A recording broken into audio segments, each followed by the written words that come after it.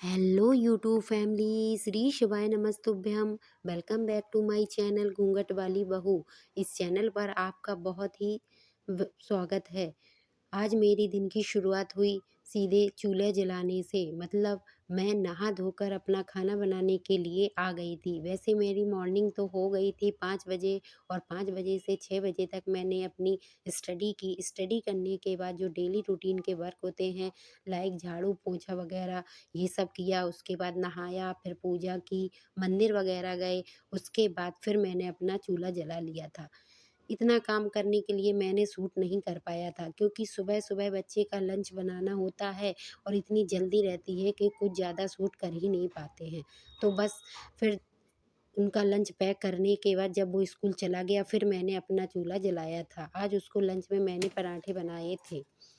तो बस यहाँ पर मैंने अपना चूल्हा जला लिया था, क्योंकि आपको तो मालूम है अब सर्दियाँ शुरू हो गई हैं। शुरू क्या, हाँ, अच्छी खासी सर्दी पड़ने लगी है।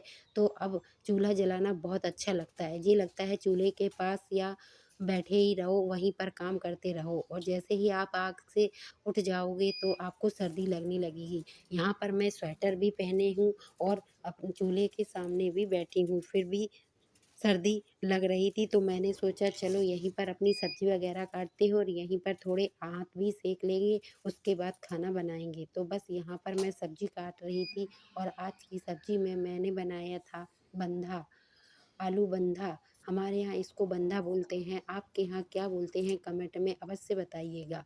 तो बस यहाँ पर मैं अपना खाना बनाने के लिए आ गई थी, और खाना बनाते-बनाते मुझे इतना ज़्यादा टाइम हो गया था कि फिर पढ़ने का मौका नहीं मिला। फिर मैंने और सब वर्क किए, जैसे बर्तन वगैरह धुले, कपड़े वगैरह धुलने के बाद अब सारे कामों से फिनिश हो गई थी।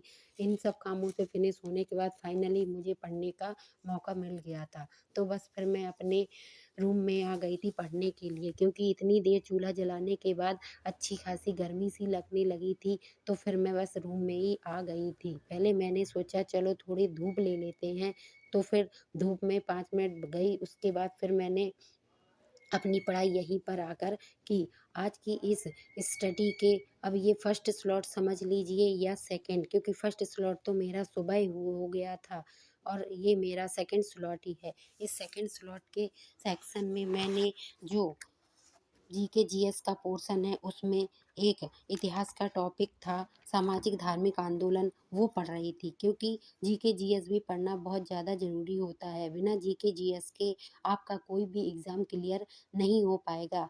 मतलब ये है कि अगर आपका सब्जेक्ट मजबूत है और आपका जीके जीएस भी नहीं है अच्छे से प्रिपेयर, तो आप अच्छे से परफॉर्म नहीं कर पाओगे। इसलिए मैं जीके जीएस को भी मिनिमम 1 से 2 घंटे तो देती ही हूँ, क्योंकि जीके जीएस पर कमांड होना बहुत ज़्यादा ज़रूरी है। इसमें ज़्यादातर सभी सब्जेक्ट आते हैं, करंट अफ़ेयर्स है, हिस्ट्री, ज्योग्राफ़ी सभी शामिल होते हैं, इसलिए आपको इनको भी पढ़ना बहुत ज़रूरी होता है। इस प्रकार मैं अपनी स्टडी को कर रही हूँ, और ऐसे ही अपनी स्टडी को मैनेज करती हूँ।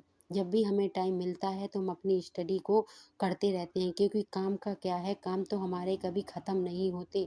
अभी एक काम है तो कहो तुरंत दूसरा मिल जाए। इन्हीं कामों को जो ज़रूरी रहता है उनको करके, और बाकी जो नहीं ज़रूरी है उनको छोड़कर मैं अपनी स्टडी के लिए अपना टाइम दे देती हूँ। अगर आपको हमारा ये ब्लॉग अच्छा लगता हो तो प्लीज़ मेरे चैनल को लाइक करें, सब्सक्राइब करें और कमेंट अवश्य करिए। आपने मेरा वीडियो देखा उसके लिए तहे दिल से धन्यवाद।